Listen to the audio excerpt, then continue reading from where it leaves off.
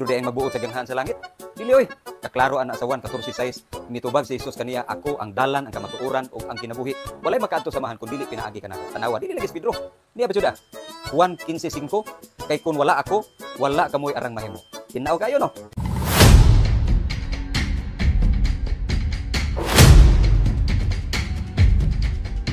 Ang atong higalang pastoy nagikan sa Seventh-day Adventist Church, gihulog niya nga ang atoang Ginoong Jesucristo bakakon. Nganong gihulog man niya nga bakakon? Tungod kay ang pamulong sa atoang Ginoong Jesucristo di St. Matthew chapter 16 verse 19, tinuod ka na kay ang namulong ang kamatuoran ko, di ba? Katong gikot pa lang niya, dili pa lang doon kay St. John chapter 14 verse 6. Ang giingon sa atoang Ginoong Jesucristo, ako ang dalan, ang kamatuoran ug ang kinabuhi. Kining maong dalan kamatuuran ug ang kinabuhi nga mao si Kristo namulong sa St. Matthew chapter 16 verse 19.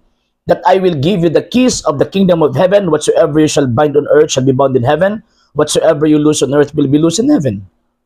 So kung mahitabo nga walay otoridad si San Pedro ug ang mga sumusunod sa San Pedro sa pagbadbad ug paghigot sa langit, tinugutan kini sa langit, kung unsa gibadbad og gihigot dinhi isa gitawag sa yuta, buti pasabot kining maong gitawag og authority nga gihatag tinuod kini. Supak ba na sa St. John chapter 14 verse 6 ug St. John chapter 15 verse 5 katong gikot pa lang niya, dili pa lang dugay, dili nganuman dili man mo kabuot nga ang Kristo motugyan og otoridad sa iyahang mga sumusunod, sa iyahang mga disipulo, particularly sa San Pedro, tungod kay ang maong kagahom dili man gikan ni bisan kinsa. Kung dili ang kagahom ni ini gikan magid mismo niya. Nga siyang namulong nga ihatag ko kanimo ang mga yawi sa ngarian sa langit, ang imong idili sa yuta idili dito sa langit, ang imong itugot sa yuta itugot sa langit. Kamatuoran man ka siya. Tinuod man ka siya nga Kristo og siya ang magsulti sa tanang kamatuoran. So kanang iyang gipamulong kan San Pedro, kamatuoran na. Na way si bisan kinsang makalubag ug way si bisan kinsang makabungkag. So kung niingon si Kristo nga gihatag niya ka San Pedro ang maong otoridad, kinsa man ta nga mo-question?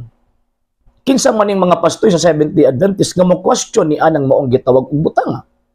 Kung mo-question mo sa iyang authority, ang buti pasabot wala mo mutuo kang Kristo nga Ginoo, wala mo mutuo sa iyahang gitawag og otoridad.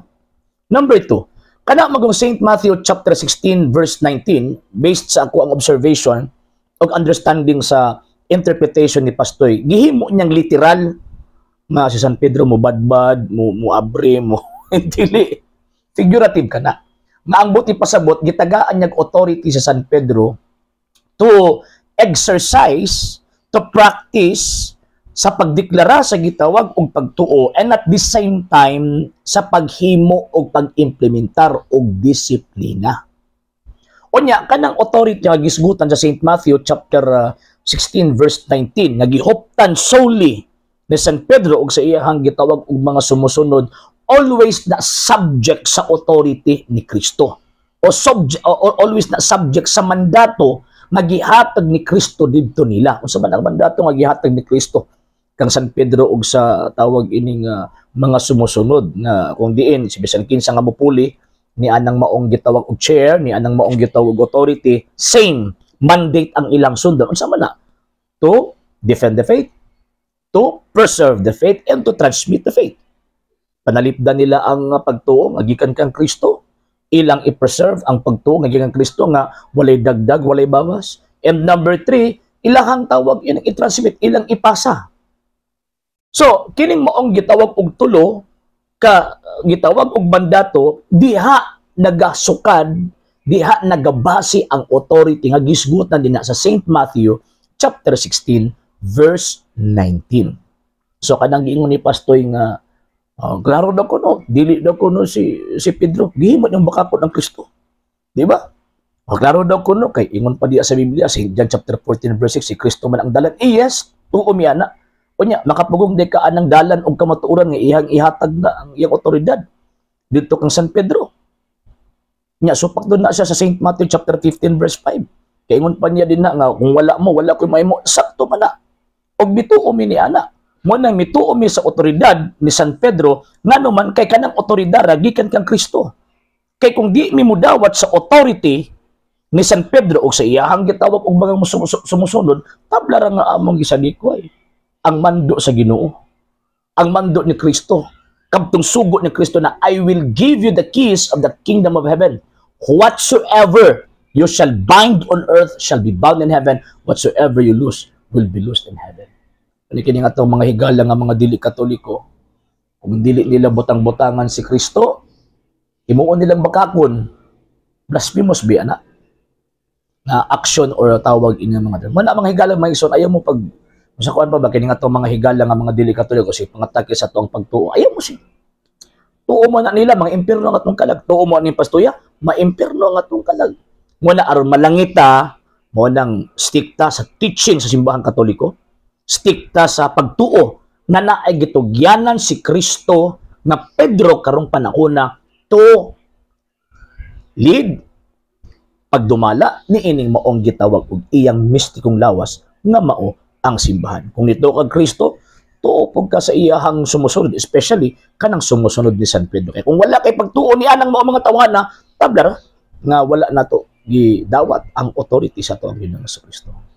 Sa hindi pa po nakapag-follow sa mga pages po natin, i-follow niyo po yung mga pages po natin, RJ Horolanciano II TV, Apolia Punto Argumento page, Kuya Apologist TV page, and RJ's Vlog 2022.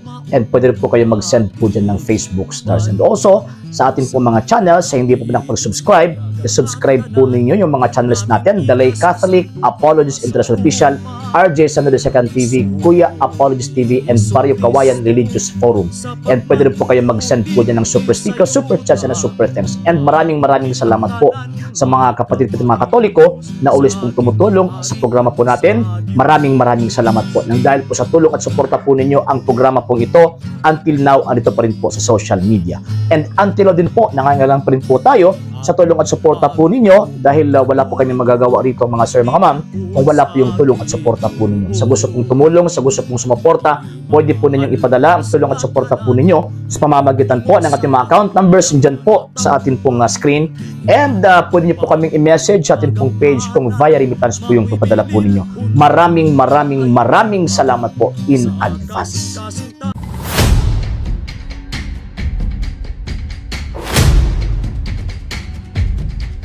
If you read 1 Timothy 2 verse 5, dinhi nato makita nga walay laing mediator or tigpataliwala tali sa Dios o sa tao kundi si Ginoong Hesus lamang. Apan sa pag-abot ni Magellan, iya kining gidungagan. Iyang gitudlo sa mga katawhan nga dunay lain nga mediator ug mao kini si Maria nga inahan ni Ginoong Hesus. Ug kini siya nga theology wala na suportari dinhi sa Biblia. Mao na nga ang akong hangyo ra gyud sa tanan nga mga kahigalaan, ilabi na sa mga professionals nga mga Roman Catholics, we have to read our Bibles.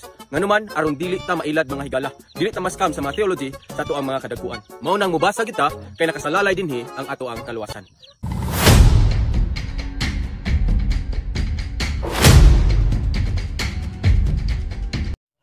Ang tinuod nga mangingilad, mao nang magbitbit og Biblia nga diin maghim-him lang og kaugalingong pagsabot or sidayopon pagsabot kung unsa nakasulat og nalatid sa bala ang kasulatan, panalitan.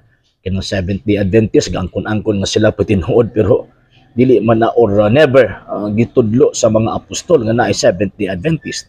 Kaya kanang Seventh-day Adventist manggod gitukod ra manggod ang mga Amerikano. So mo na hinungdan nga dili ko mo nga gabitbit og Biblia tinuod na sila. Kina sila gabitbit og Biblia pud tinuod tungod kay ang ilahang pundok gitukod man og mga Amerikano umiboto lang iadtong 1863. Manabisa pagkapilang ang kuno na nga sila nang giingon sa balang kasulatan o nakatuman sila sa gisulat sa balang kasulatan, never gyud mahitabo nga mamahimo sa tinuod kay kabaluta sa kasaysayan nga ang ilahang pundok gitukod og mga kano. Number 2 point. Kanang giingon sa tong higala nga gitawag og pastoy nga si Kristo lang ang ating pataliwala tali sa Dios sa tao nga gi-quote niya ang 1 Timothy chapter 2 verse 5. Wala may supak ang simbahan Katoliko ni ana. Pero naay qualification ang simbahan Katoliko. Nga naman, tungod kay na may pagtong simbang Katolika kanang natural mediator o kining instrumental mediator. Kanang sa 1 Timothy chapter 2 verse 5 refer na sa natural mediator. Nga naman kasi Kristo rin makatambal tali sa lama o tali sa samad nga diin gihimo sa tao batok sa gitawag og sa Dios. Mo na nga ang natural son, bitaw ang giingon sa St. John chapter 1 verse 18, bugtong anak nga Dios o sa Griego monogenes buti pasabot same nature with God.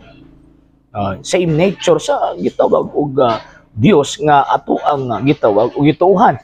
Nga naman tungod kay siya raman ang makahimo nga makapakang or tawag ining maka hulip or makapaayo sa samad nagihimo sa tao batok sa gitawag og sa Dios. So ang natural mediator gituuhan sa Iglesia Katolika Apostolika Romana mao lamang ang ato ang Ginoong Jesucristo. Pero nakalimutan nga itong mga higala nga mga pastoy, particularly nga ito ang gitagaan o reaction karon na naay gitawag og instrumental mediator. Isa man ang instrumental mediator, number 1, ang mahal na birhen. Nga naman kay, wala man gipaparashoot si Kristo, gikaglangit pa ng kalibutan, yung buto lagkalit, yan ingon nga ako ang Kristo. Gipaagi og tawag ining babae. For example, kining gitawag og mga apostol. Dili man si Kristo ang nangunay ug tawag ining tudlo kay para maluwas ang tanang tawo. Mabato ni ingon siya St. Luke chapter 10 verse 16, ang nagdawat ninyo, nagdawat nako, nagdawat sa nagpadala kanako, nagsalikway ninyo, nagsalikway kanako, ug nagsalikway sa nagpadala kanako. So ang mga apostol, ang mahal nga Birhen Maria, mga instrumento sila aron mapahamtang ang pulong sa Dios. Ug pwede sila mapangayuan og gitawag og tabang kay ang giingon gani Kristo, ang namati ninyo, namati nako. So buti pasabot si bisan kinsa nga mo dawat sa mga apostol ug mga yugtabang concerning for example magpaampo ay dunggo na sa Ginoong Dios ka naman St. James chapter 5 verse 16 ang pagampo sa tao mga santos dakong tawag ining kahimuan. How much more ang mahal nga Birhen Maria? So ang mahal nga Birhen Maria siya lang ang pinakataas nga naman kay sa tanang mga tao aning kalibutan na siya lang ang bugtong tao nga mihatag og unod og dugo ni ining moong Kristo nga manluluwas nga giluwas sa gitawag og tao. Mo na nga ang mahal nga Birhen Maria, ang titulo nga gihatag simbahang Katoliko, mediatrix of all graces. Wala gingon dito nga mediatrix between God and man. Wala, mediatrix of all graces. Nga naman kay di mo abot ang grasya aning kalibutan na ug wala ang mahal nga Birhen. Mo na atong klarohon na sa 1 Timothy chapter 2 verse 5 wa na gisupag sa Iglesia Katolika o gitubuhan na sa simbahang Katoliko as natural mediator. Kaya siya naman yun, wala magyulain. Pero in terms of instrumentality, in terms of instrumental mediation or instrumental mediator, ay mituog gihapon ta ano man gitudlo man as bala ang kasulatan. Kaya kung di sila motuoan ng instrumental mediator, ay na sila tuoan ng ilang pastoy. Ingon na motuoan mo sila sa pastoy. Diretso na din sila tawag ining ampo-ampo sa ilahang Diyos nga giila. Anong moagi pa man sila silang pastoy? Anong kinahanglan pa man sila pag-ampo sa ilang mga pastoy? Anong kinahanglan pa man sila maminaw silang pastoy? Kung di sila mutuan ng instrumental mediator or mediation. So, diya pa lang palpak na. Ya, kung sila ang mahimo, okay lang. Pag kita, dili. Diferensyado. The third one. Yung pa niya, pag-abot daw ni Fernando Magallanes sa Pilipinas, gidungagan daw ni Ferdinand Magellan ang teaching instead of si Christ lang daw ang mediator, na apil na daw ang mahal nga Birhen Maria. Kung siya pagtuon niyo mo sa ni Fernando de Magallanes Santo Papa, para makatudlo o tawagin maka-implement og bagong tudlo, madi mo igitudlo sa Iglesia Katolika Apostolika Romana. Mo na problema aning atong mga amigo nga mga pastoy ba, instead of mabasag history, ang ilahang ginatudlo ilahang story. Magama-gama og istorya, magbutang-butang. Nya kada bang mga tigbutang-butang, di ra baging taon na malangit ang tigbutang-butang. Muna kumutuo mo ang pastuyan na delikado, madangdang ng inyong kalag, maangin sa iyang pagka-imperno. Ikaduha nga tawag ini nga point concerning Fernando de Magallanes. Kung wala si Fernando de Magallanes sa Pilipinas, maglisod og anhi ang mga 70 Adventist sa Pilipinas. Nga naman tungod ni Fernando de Magallanes, giplastar nila ang pagtuong Kristiyano, ini Christian faith. Tungod ni Fernando de Magallanes ug katong sa pari ngayang kauban nga si Padre Pedro Valderrama, naplastar ang pagtuong Kristyanismo sa Pilipinas. Kung way Katoliko sa Pilipinas, kung wa gibit-bit ang Catholic faith sa mga Espanyol, particularly si Fernando de Magallanes sa Pilipinas, way mga Protestante karon dinhi, possible Muslim ni Pilipinas kay Muslim ang una ni abot dinhi mga around 1300. Mga pagano, maglisod sila gani. Maglisod sila mission nga naman kay talo man kamatayon ning maong mga migo nato nga mga sulpot. Ang simbang Katoliko di man na mahadlok og kamatayon, labi na og iyang itudlo ang pagtuo, magpakamatay na tungod sa pagtuo. So mao na nga dapat magpasalamat ning atong mga higala nga mga sulpot. Inay nga ilang dauton si Ferdinand Magallanes, ilang dauton ang simbahang Katolika, dapat ilang pasalamatan kay kung dili tungod sa simbahang Katolika, dili tungod sa mga Katoliko, Di sila kanig Pilipinas aron magwali mahitungod sa gitawag og pulong sa Ginoo kanang giilan nilang Kristo nga mo'y nalapit sa balaang kasulatan. So mo na mga sir og mga ma'am mo na dapat magpasalamat ning mga sulputa. Kung way Katoliko di mo makanhi diri. Kung way Katoliko wa mo Biblia. The last one. Ingon pa niya nga magbasa gyud daw og tawag ining Biblia kay buod ni makaluwas nato. Ambot og asa kana nagsulat sa balaang kasulatan no? Na ang Biblia mo makaluwas nato. Ingon si Kristo lang ang tigpataliwala sa Dios sa tao. Nganong apilaman niyo libro. Pandami ning atong mga higala nga mga dili Katoliko bisag unsa nga lang ipangyawit. Diba? Ang tawagan ng Biblia basis. Pero ang manluluwas si Kristo, di ba? Mao man na ang ato ang pagtuo simbahan Katoliko. Ang Biblia instrumento basihan mahitungod sa pulong sa Dios nga mao si Ginoong Jesucristo. Pero dili man mo ibitbiton mo padulong sa Dios nga Biblia. Wa man giingon ang balaang kasulatan na kung magbasa ka Biblia maluwas ka. Wala wala gisulting balaang kasulatan. Ang giingon sa balaang kasulatan 1 Timothy chapter 2 verse 4 nga buot sa Dios ang tao nga maluwas ug masayod sa kamatuoran. Unya kanang pagkasayod sa kamatuoran na ay magtudloan na Romans chapter 10 verse 14 to 15 kanang ipadala. Og kanang ipadala mo na ang mga tao gadiin na ay koneksyon ngadto sa mga apostol from the 1st century AD unya hangtod karon na existido na sila. Dili kay kanang gibuto lang sa Amerika ni abtong 1863 nga gitukod lang mga Amerikano gitukod lang og tawag ining kano. So diha pa lang daan palpak lang ang teaching aning atong amigo nga pastoy sa gitawag og Seventh Day Adventist man dita basta-basta motuo.